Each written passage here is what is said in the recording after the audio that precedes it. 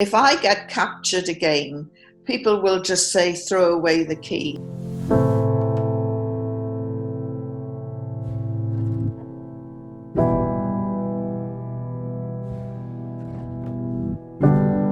I wanted to become a journalist from the age of 14 because I realized that the pen is mightier than the sword, and you can actually make a change in people's lives through writing about it. My first job as a journalist was in 1976.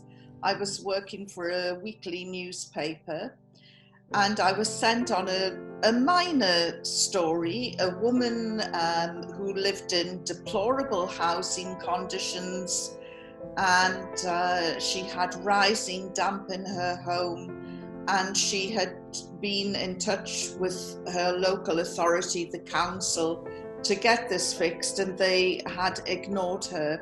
Out of desperation, she came to the Stanley News, as it was called, and I reported the story. And within a week of the story being published, the council redecorated her flat, gave her a new kitchen sink, repaired all the things that she'd asked to do.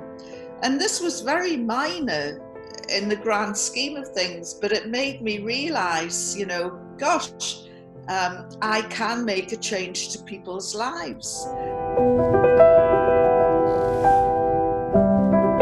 When I was 13, I was asked to sign a petition in support of Palestinians.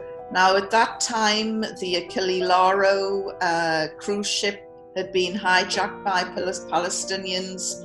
The several airliners had been hijacked by Palestinians.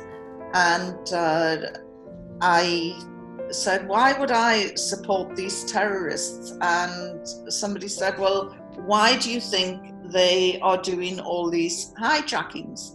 And I went, I don't know. And so I got a history lesson. And I was shocked. I was really shocked, because this is something that we weren't taught in schools. That a country in Europe with no connection at all to Palestine gave away the land of Palestine to another group of people in Europe, and that was it. And the Palestinians weren't consulted, and they had their land taken away from them. Now there are nearly 5 million, maybe more, Palestinian refugees. So I signed this petition, and I have supported justice for the Palestinians in any way that I can be productive to help their cause, and to create public awareness so that people can understand why the Palestinians are still, 70 years on, are still living in refugee camps. And there have been many times when I have been asked, when I've been traveling overseas. I remember a few years ago when I visited Iran, and I addressed some government officials there, and they said to me, will you tell us about your Taliban experience? And I said, yes, I will. And I said, do you want the truth? And they said, yes, of course we do. I said, are you sure you want the truth? And they said, yes, of course. So I told them the truth.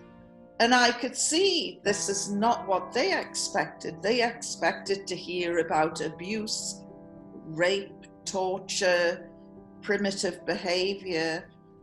And when I told them about my treatment, including being invited to embrace Islam, they were surprised and kept saying, but did they not harm you? But did they, and I said, I know it's what you want to hear, but you said you wanted the truth, and I am telling you the truth.